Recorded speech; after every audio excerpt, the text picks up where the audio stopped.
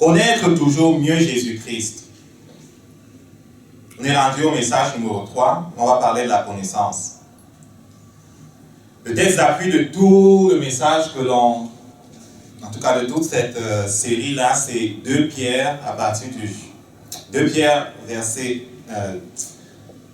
Pierre, chapitre 1, du verset 1 au verset 11.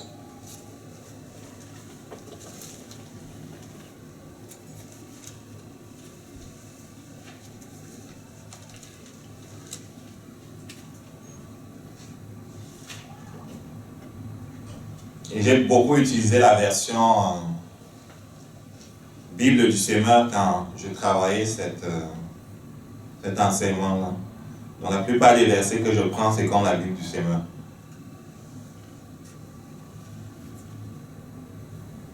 Il dit, Simon Pierre, serviteur et apôtre de Jésus-Christ, salut à ceux qui ont reçu le même privilège que nous, la foi. Ils la doivent à Jésus-Christ, notre Dieu et notre Sauveur, a accordé car il est juste. Que la grâce et la paix vous soient données en abondance par la connaissance de Dieu et de Jésus-Christ notre Seigneur. Par sa puissance, en effet, Dieu nous a donné tout ce qu'il faut pour vivre dans l'attachement au Seigneur, en nous faisant connaître celui qui nous a appelés par la manifestation de sa propre gloire et l'intervention de sa force. Ainsi, nous bénéficions des dons infiniment précieux que Dieu avait promis. Il a voulu par ces dons nous rendre conformes à ce que Dieu est. Ça me dépasse. Il a voulu par les dons qu'il nous a fait, la foi, le Saint-Esprit et toutes les autres choses, nous rendre conformes à ce que Dieu est. Vous qui avez fui la corruption que les mauvais désirs font régner dans ce monde. Pour cette raison même, faites tous vos efforts pour ajouter à votre foi la force de caractère. À la force de caractère, la connaissance. À la connaissance, la maîtrise de soi. À la maîtrise de soi, l'endurance dans l'épreuve. À l'endurance, l'attachement à Dieu. À cet attachement, l'affection fraternelle. Et à l'affection fraternelle, l'amour. Car si vous possédez ces qualités et si elles grandissent en vous sans cesse, elles vous rendront actifs et vous permettront de connaître toujours mieux notre Seigneur Jésus-Christ. Verset 9, il dit, car celui à qui elles font défaut est comme un aveugle. Il ne voit pas clair. Il a oublié qu'il a été purifié de ses péchés d'autrefois. C'est pourquoi, frères, puisque Dieu vous a appelés et choisis, redoublez d'efforts et éprouvez dans toute leur force les effets de cet appel et de ce choix. Car si vous agissez ainsi, vous ne tomberez jamais. Ainsi, vous seront grand ouvertes les portes du royaume éternel de notre Seigneur et Sauveur Jésus-Christ. Amen. Et j'aime à penser, c'est la vérité, qu'il ne parle pas simplement de l'entrée dans le royaume à la fin, mais aussi de ce royaume qui vient dans ta vie et qui se manifeste sur la terre aujourd'hui, tu te conformes à ce que Dieu a prévu pour nous. Il dit, ces qualités, si on les possède et si elles grandissent en nous, elles ne nous laisseront pas oisifs. Lui se grandit. Elles ne nous laisseront pas sans fruits. Et le Père est glorifié si on porte beaucoup de fruits. La première des qualités qu'on avait vues, c'était la foi. La foi, c'est quoi? Sa définition, c'est dans Hébreux 11:1. Mais s'il faut la rendre pratique, la foi, c'est quoi? La foi, c'est marcher en s'appuyant seulement sur ce que Dieu dit. Seulement sur ce qu'il dit. Tu ne veux rien savoir d'autre chose. Tu n'interroges pas ton corps, tu n'interroges pas tes yeux, tu n'interroges pas ton nez, tu n'interroges rien de ce qui est matériel, tu t'appuies seulement sur ce qu'il dit. De façon aussi totale et complète que le pilote dans la nuit, lorsqu'il doit atterrir, ne se lève pas comme ça pour regarder ce qui se passe autour. Il ne voit rien de toute façon. Il se fie simplement à son altimètre et à tous les autres instruments de bord. La parole doit être pour nous ces instruments de bord. On ne veut rien savoir d'autre. Ce qu'il dit, c'est ça ce qui est écrit, c'est ça les faits qu'on considère. Et on résiste à l'ennemi tant aussi longtemps que dans le naturel, ce n'est pas comme ce qui est écrit là. C'est ça la foi. Est-ce qu'on est fou? Non, on n'est pas fou. On sait que le monde matériel a été créé à partir du monde immatériel. Et donc le monde immatériel est supérieur au monde matériel. Et si tu veux dominer et régner ici, tu le fais à partir du monde immatériel. On est d'en haut. Comme Jésus. On est d'en haut.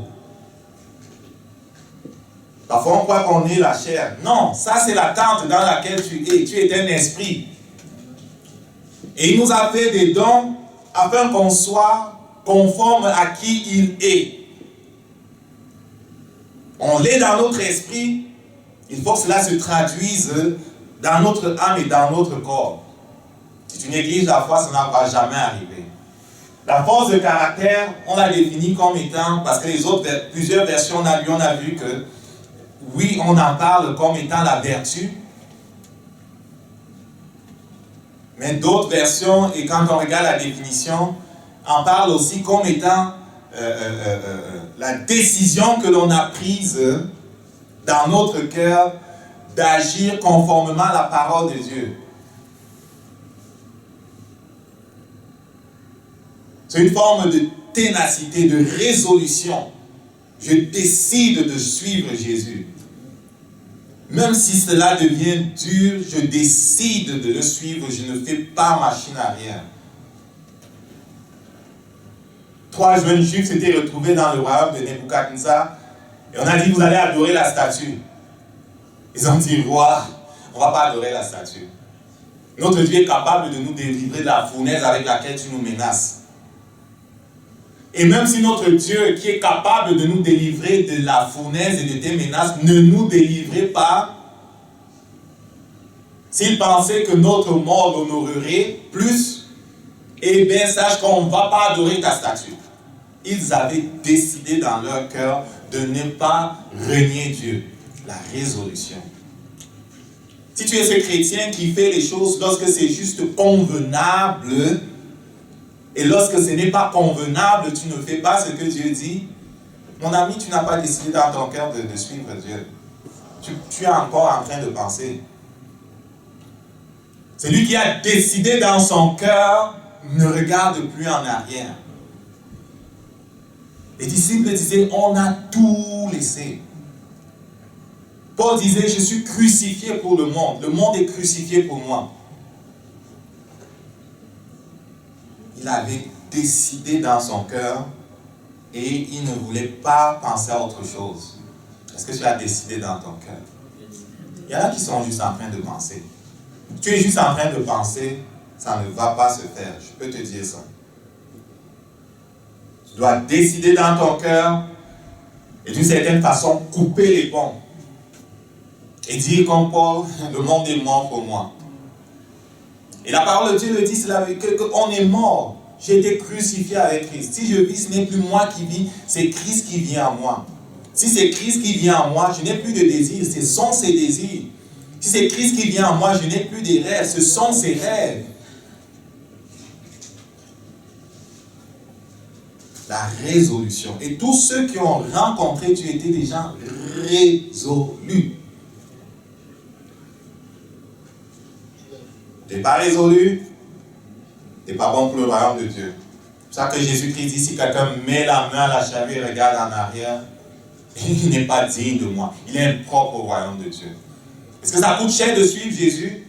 Ça va te coûter cher, mon ami.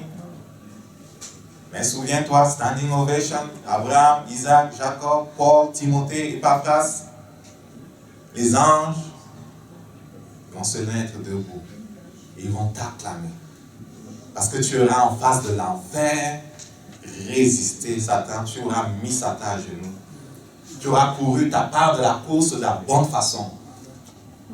C'est une course de relais. Il compte sur nous. Tu auras honoré Dieu autant que. On ne nous a pas jetés dans les endroits où les lions bouffaient les autres au début. C'est facile pour nous, d'une certaine façon. Mais d'un autre côté, ce n'est pas aussi facile pour nous, parce que le monde est devenu bien compliqué. Satan a inventé toutes sortes d'affaires qui distraient les gens. Et les chrétiens, s'ils ne décident pas dans leur cœur qu'ils vont voir la gloire de Dieu, ils ne vont pas la voir. S'ils ne décident pas dans leur cœur qu'il y aura la paix dans leur maison, mais il n'y aura pas la paix dans leur maison, mon ami.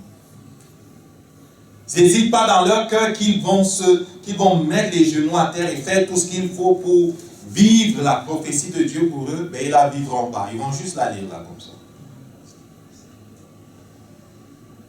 Est-ce que Dieu est menteur? Dieu n'est pas menteur. Il y a des lois. Tu suis les lois, ça marche. Tu ne suis pas les lois, ça ne marche pas. Dieu n'est pas fou là. Est-ce qu'on comprend ça? Amen. La connaissance.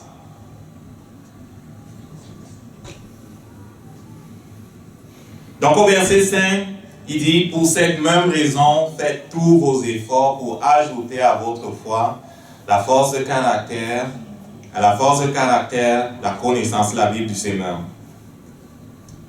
La Bible amplifiée en anglais parle de l'intelligence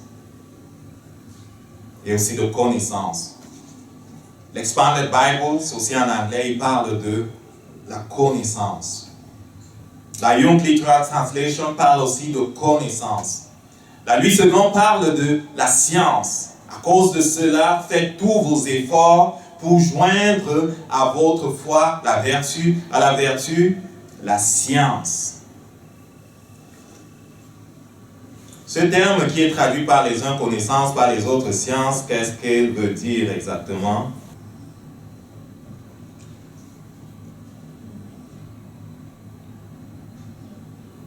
Ce terme en fait parle de la sagesse de Dieu. Ce terme parle de ce que Dieu a en réserve et qu'il a révélé aux hommes.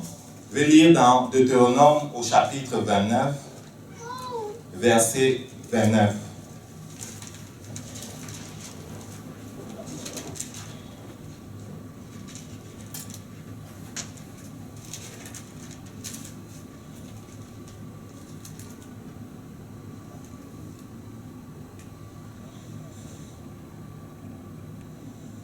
Ça dit, les choses cachées sont à l'Éternel notre Dieu, les choses révélées sont à nous et à nos enfants à perpétuité, afin que nous mettions en pratique toutes les paroles de cette loi. Deutéronome 29, 29 dit, les choses cachées sont à l'Éternel, les choses révélées sont à nous et à nos enfants à perpétuité, afin que nous mettions en pratique toutes les paroles de cette loi. Il dit que ce qui est traduit par les uns connaissance ou intelligence ou même science est relatif aux choses qui sont en Dieu et qu'il a décidé de mettre à notre portée. Et le Saint-Esprit a consigné ces choses-ci dans ce livre-ci. Les choses que le Père a choisi de nous révéler, il les a consignées dans ce livre-ci. La sagesse, une partie de la sagesse de Dieu, ce n'est pas toute la sagesse de Dieu. Parce que le Deutéronome 29, 29 dit les choses cachées.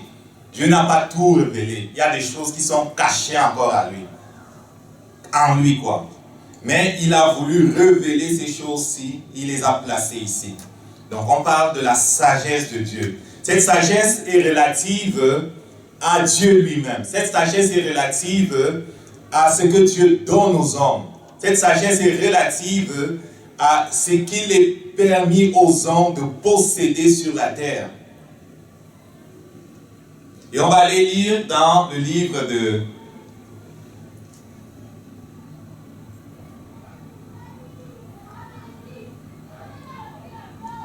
1 Corinthiens au chapitre 2. Un autre terme est utilisé par le Saint-Esprit pour désigner même cet ensemble de choses qui sont en Dieu et qu'il a décidé de rendre disponibles pour nous. 1 Corinthiens 2, je vais lire à partir du verset 1. Pour moi, frère, lorsque je suis allé vers vous, ce n'est pas avec une supériorité de langage ou de sagesse que je suis allé vous annoncer le témoignage de Dieu. Car je n'ai pas eu la pensée de savoir parmi vous autre chose que Jésus-Christ et Jésus-Christ crucifié. Moi-même, j'étais auprès de vous dans un état de faiblesse, de crainte, de grand tremblement, et ma parole et ma prédication ne reposaient pas sur les discours persuasifs de la sagesse, entre guillemets, entre parenthèses, humaine, mais une démonstration d'esprit et de puissance, afin que votre foi soit fondée non sur la sagesse des hommes, mais sur la puissance de Dieu. Cependant, cette sagesse que nous prêchons, la sagesse de Dieu, la connaissance, la science, l'intelligence d'en haut, ces choses qu'il a choisi de mettre à notre disposition pour qu'on les possède. Cette sagesse que nous prêchons parmi les parfaits, les saints que vous êtes. Sagesse qui n'est pas de ce siècle, ni des chefs de ce siècle qui vont être réduits à l'impuissance. Nous prêchons la sagesse de Dieu, mystérieuse, cachée, que Dieu, avant les siècles, avait prédestiné pour votre gloire. Au verset 8, 1 Corinthiens 2, verset 8. Sagesse qu'aucun chef de ce siècle n'a connue. Car s'il l'avait connue, il n'aurait pas crucifié le Seigneur de gloire. Mais comme il est écrit, ce sont des choses que l'œil n'a point vues, que l'oreille n'a point entendues, et qui ne sont point montées au cœur de l'homme, des choses que Dieu avait préparées pour ceux qui l'aiment. Dieu nous les a révélées par l'Esprit, car l'Esprit sonde tout, même les profondeurs de Dieu. Qu'est-ce qu'il est en train de dire? Il est en train de dire, la prédication que nous vous faisons est fondée sur la sagesse que nous avons reçue de Dieu. La connaissance qui nous est venue de Dieu. Les choses qui ont été révélées par son esprit. Et c'est différent de ce que disent les penseurs de ce monde. Et c'est différent, même dans sa logique, de ce que enseignent les gens de ce monde. Et donc pour eux, ce que nous vous enseignons est incompréhensible. Ça vient d'en haut. Souvenez-vous, Jésus disait, pourquoi n'êtes-vous pas capable de comprendre mon langage? Parce que vous êtes du diable. Pas capable de comprendre ce que j'ai dit. Et même vous voulez me faire mourir. Parce que le discours de Jésus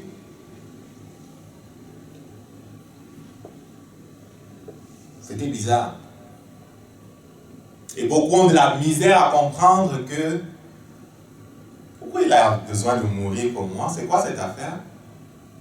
Il meurt pour moi, son sang efface mes péchés. Quel péché? Je n'ai rien fait. Je suis un bon homme. Je donne de l'argent aux gens. Je nourris les pauvres. Je suis un humaniste. 10 millions de contributions par année. Égale ça avant de venir me parler. De quoi tu me parles? Je suis bien avec ma femme et mes enfants. Je ne tape personne. Mes employés sont fiers de moi. Je n'ai pas besoin que tu meurs pour moi. Je n'ai aucun péché. Je suis un homme bon. C'est quoi le sang?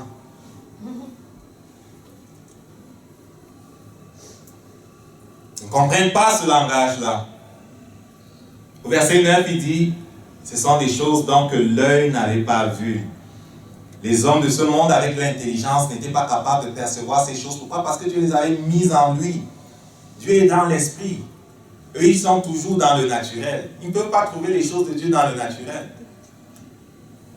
Il y a un des Russes qui avait été envoyé une fois dans l'espace, dès qu'il est allé là-bas, il n'a pas trouvé Dieu.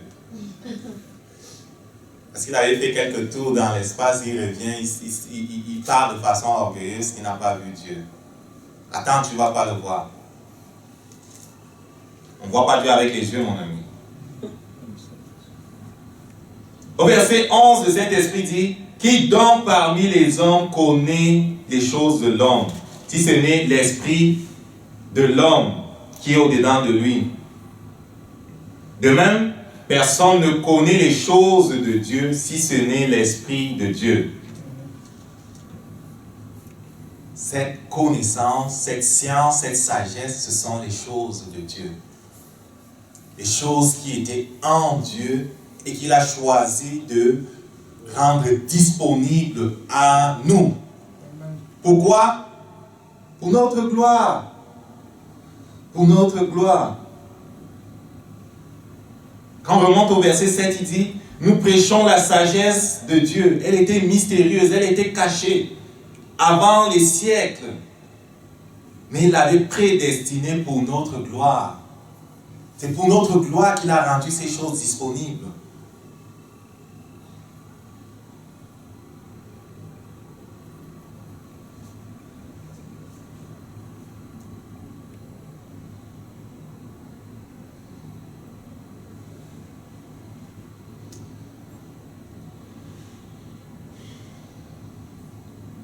Est-ce qu'on comprend de quoi on parle quand on parle de la connaissance? Quand on parle de la connaissance, là, qu'il faut ajouter à la foi et à la force de caractère, c'est toutes ces choses qui sont en Dieu, que par le Saint-Esprit l'a fait écrire pour nous. Ici. Maintenant, quand tu lis ça, cela ne saute pas aux yeux comme ça, mon ami. Le Saint-Esprit doit l'interpréter pour toi. Le Saint-Esprit doit t'enseigner littéralement.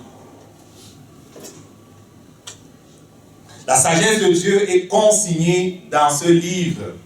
Mais cela prend la révélation du Saint-Esprit pour même pour la comprendre et pour la posséder. Pour comprendre ce qu'elle dit et finalement pour vivre selon cette sagesse et posséder ce qu'elle proclame.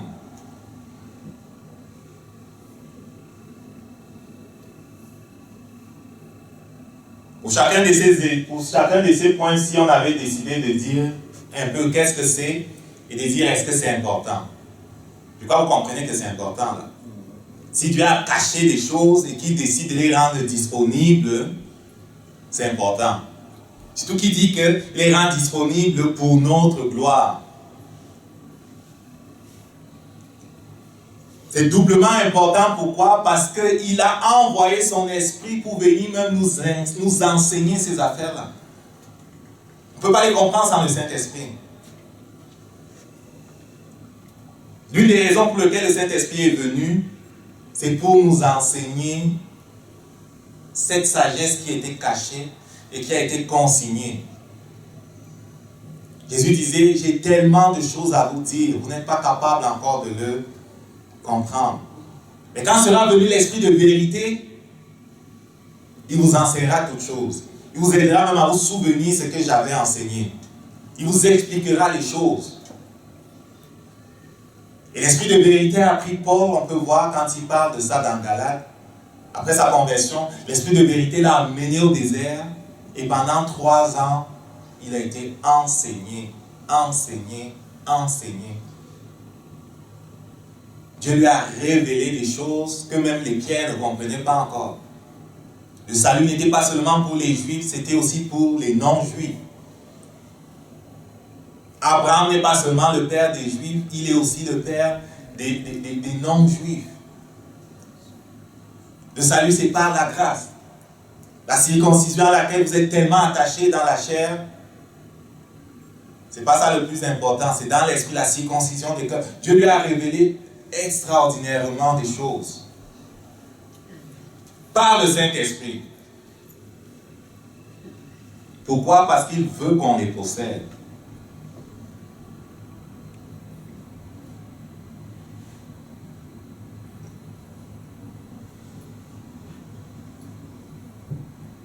Qu'est-ce qui caractérise cette sagesse-là? C'est que cette sagesse-là est cachée pour les incrédules. Cette sagesse est mystérieuse pour les orgueilleux. Cette sagesse est folie pour les gens de ce monde.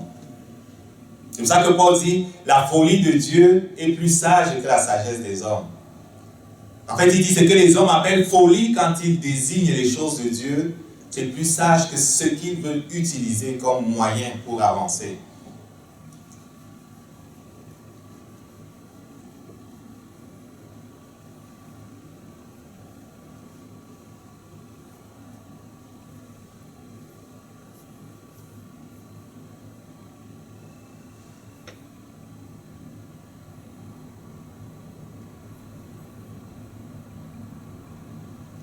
Je vais aller dans le livre de Colossiens au chapitre 2.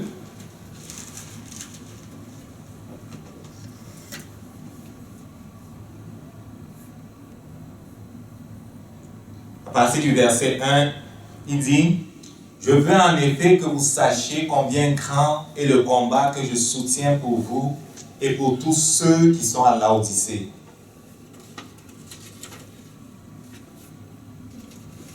Et pour tous ceux qui n'ont pas vu mon langage. » Colossiens au chapitre 2, je lis à partir du verset 1.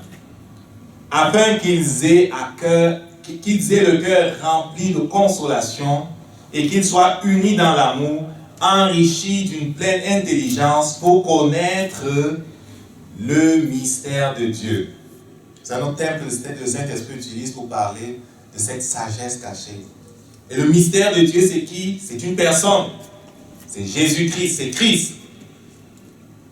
Il dit au verset 3, « Mystère dans lequel sont cachés tous les trésors de la sagesse et de la connaissance. » Donc la connaissance, en fait, est cachée en Jésus. C'est qu'elle a de particulier la connaissance dont nous parlons là, dans le terme grec, dans 2 Pierre qu'on a lu là, c'est gnosis. Gnosis, la connaissance là, c'est qu'elle est liée à une personne, la personne de Jésus-Christ. Le mystère de Dieu, c'est Jésus-Christ. Avant la fondation du monde, Dieu avait décidé d'immoler Jésus-Christ. Dieu avait décidé de faire une nation de prêtres, de sacrificateurs à travers Jésus-Christ, de faire des enfants à travers Jésus-Christ, de se faire un peuple à travers Jésus-Christ. Il avait décidé de mettre tout ce que nous avons besoin dans Jésus-Christ. Il dit le mystère dans lequel sont cachés tous les trésors de la sagesse et de la connaissance, c'est Jésus-Christ. Parce que là, le particulier, c'est que, à quelque part, c'est une personne. Et tu es copain avec Jésus, tu ne peux pas manquer la sagesse, tu ne peux pas manquer la connaissance dont il est question. Tu ne peux pas manquer la révélation de Dieu.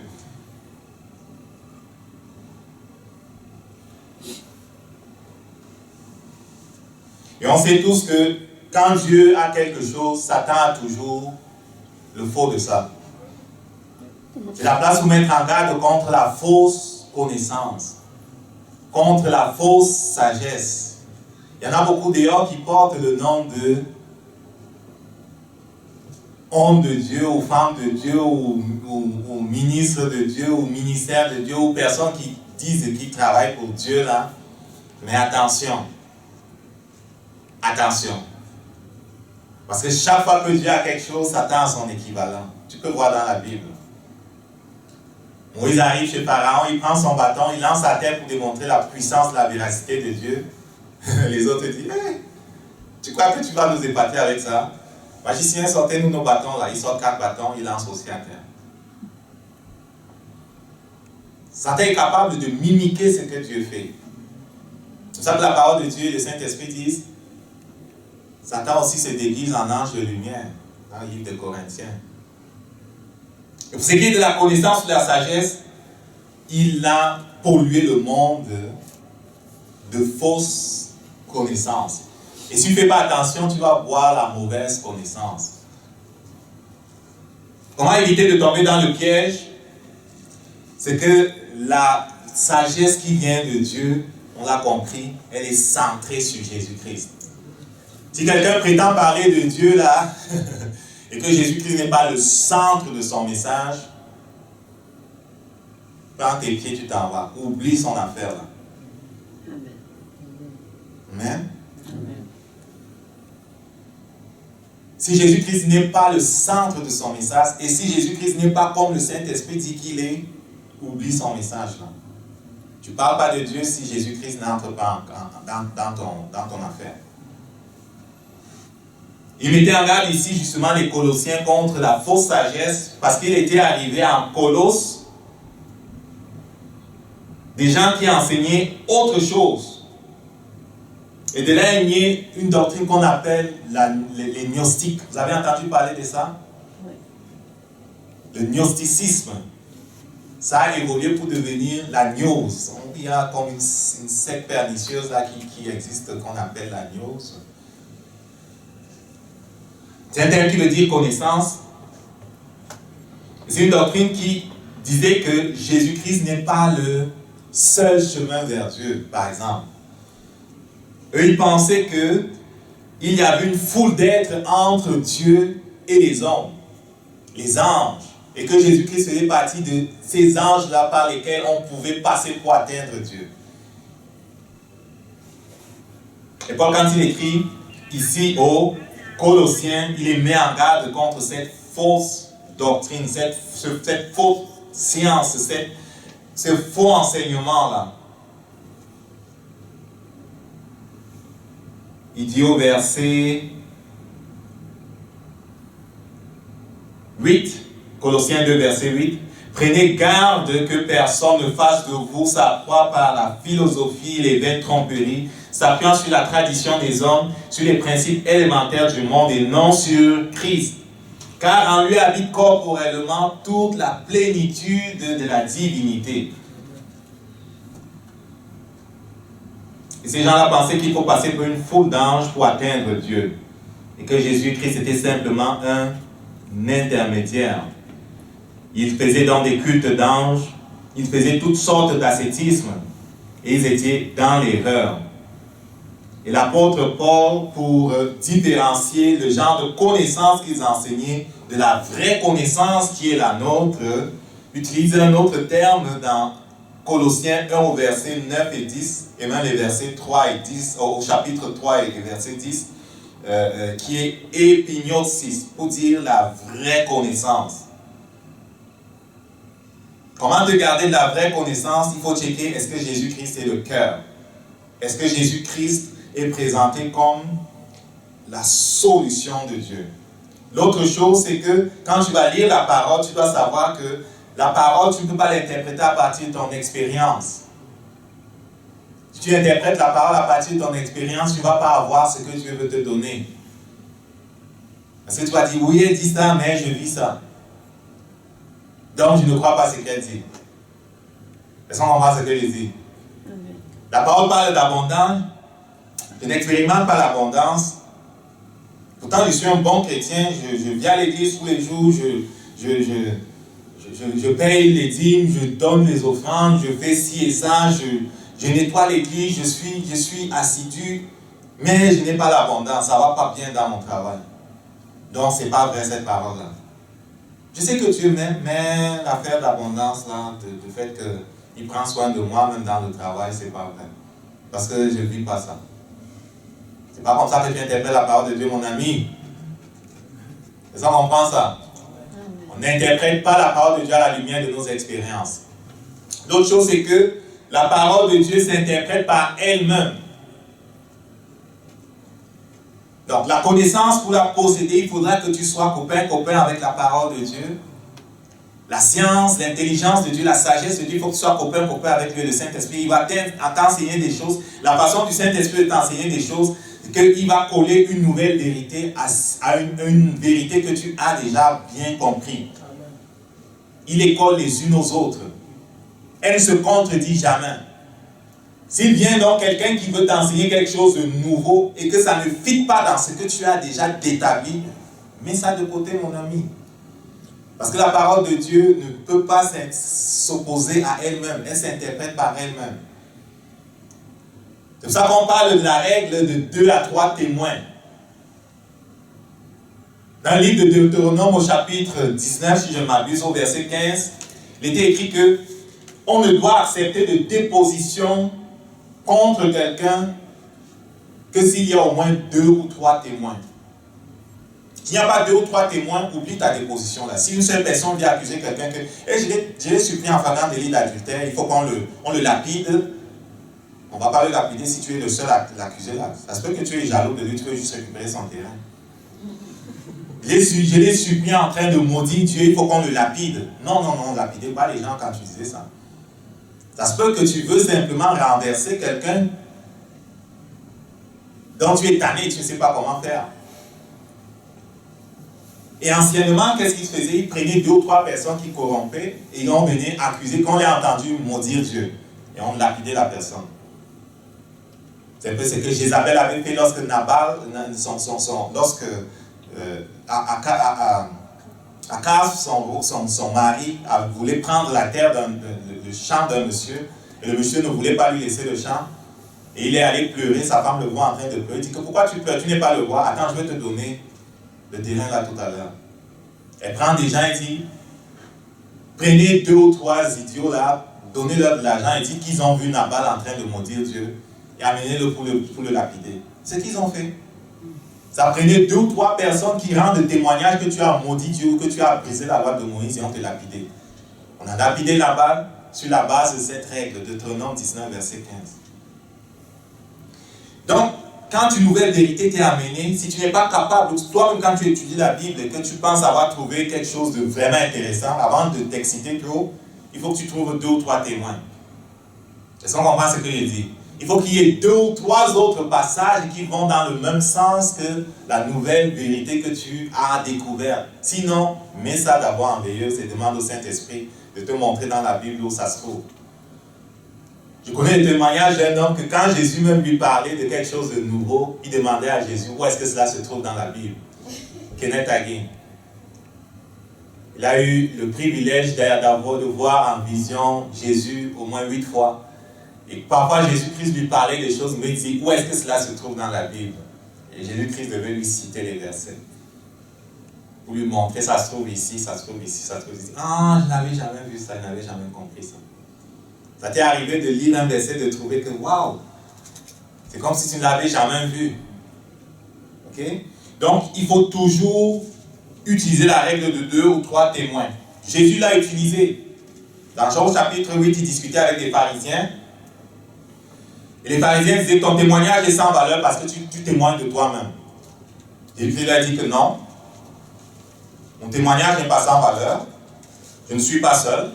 À partir du verset 13, Jean 8, à partir du verset 13, les pharisiens lui disent, tu rends témoignage de toi-même, ton témoignage n'est pas vrai. Et Jésus dit, non, je ne suis pas seul, je suis avec mon Père, parce que mon Père m'a envoyé, il est avec moi. Et vous pouvez lire jusqu'à la suite. Et il dit, dans votre loi, il est écrit que s'il y a 2 personnes qui témoignent pour un fait, le fait est établi. Au verset 17, il dit, il est écrit dans votre loi que le témoignage de 2 hommes est vrai. Donc pour établir quelque chose, ça prend 2 ou 3 personnes. Jésus l'utilise ici pour dire, ce que je vous dis là, c'est vrai. Même mon Père témoigne de ça. Même Jean-Baptiste a témoigné de ça. Donc quand il y a une nouvelle vérité, il faut que tu trouves au moins 2 ou 3 versets qu'il a. Est-ce qu'on comprend ça? La règle de 2 ou 3. Il y a l'autre règle à utiliser quand on a une... qui est celle de savoir que la Bible qu'on a ici n'est pas sujette à une interprétation particulière. C'est plus loin dans le chapitre où on est là. C'est 2 Pierre 1, verset 20, je crois. Tu ne peux pas l'interpréter de façon privée. C'est le Saint-Esprit qui doit l'interpréter. La Bible s'interprète par elle-même. Amen. Je veux faire le résumé. Ok? Connaître Dieu, ou connaître Jésus-Christ toujours plus, C'est le but que le Père a pour nous. Pourquoi? Parce que Jésus-Christ, c'est celui en qui Dieu a mis tout. Les trésors de la sagesse et de la connaissance sont en Jésus. La plénitude de la divinité est en Jésus. Les révélations que Dieu a mis à notre disposition, dont il était mention dans Deutéronome 29 là, sont en Jésus. Le Saint-Esprit est venu pour nous enseigner ces choses qui sont en Jésus là. La connaissance c'est important, pourquoi? Parce que plus tu vas connaître ce que Dieu a révélé, plus tu vas te déplacer en direction de ce que Dieu a révélé. Si tu ne connais pas, tu ne vas pas te déplacer dans ce sens-là. La connaissance est importante aussi, pourquoi? Parce qu'il dit, mon peuple périt faute de connaissance. Il y a beaucoup de chrétiens qui périssent à cause de ce qu'ils ne connaissent pas comment accéder à ce qui est en Jésus. Est-ce qu'on comprend ça? Et donc, ce qu'ils expérimentent sur le plan des finances, sur le plan de la santé, sur le plan de leur famille, et n'est pas vraiment ce que Dieu voulait. Et Dieu n'est pas capable de les aider beaucoup parce qu'ils ont méprisé la connaissance. Ils ont méprisé les enseignements du Saint-Esprit. Ils ont méprisé la parole. Si tu méprises la parole, le Saint-Esprit n'est pas capable de t'aider beaucoup. Mais si tu chéris la parole et qu'elle est remplie dans ton cœur face aux situations, le Saint-Esprit prendra dans ton cœur cette connaissance, cette sagesse de Dieu et la bonne sagesse appropriée en fonction de la situation et t'aidera à gérer la situation. C'est pour ça que Jésus dit, l'homme bon, l'homme qui est sage, l'homme qui maîtrise par la parole de Dieu, l'homme qui a pris soin, ça prend du temps, mon ami. Si tu es quelqu'un qui pense que c'est juste 5 minutes et puis tu vas aller parce que tu es très occupé, ben mon ami, il y aura des trous dans... Ça va être long ton affaire. Heureusement, ça existe en MP3 aujourd'hui. Tu peux l'écouter, réécouter, écouter, réécouter. Le Nouveau Testament peut-être. Pour commencer. Et progressivement, le Saint-Esprit va t'expliquer les choses. Il dit, l'homme qui donc prend le temps de mettre ces choses dans son cœur, tire du bon trésor, des bonnes choses qui sont dans son cœur. On connaît ce verset, n'est-ce pas? J'ai peur de citer parce que je peux me tromper de référence. Mais c'est ce qu'il dit. Pourquoi? Parce qu'il a chéri la connaissance et qu'il a rempli son cœur de cette connaissance, cette sagesse de Dieu qui est maintenant utilisée par le Saint-Esprit lorsqu'il se fait face à des situations. Chaque fois que l'on a fait face à des situations, on s'est trouvé démunis pour autant qu'on avait négligé la connaissance. Mais on s'est trouvé aguerri pour autant qu'on avait saisi la connaissance.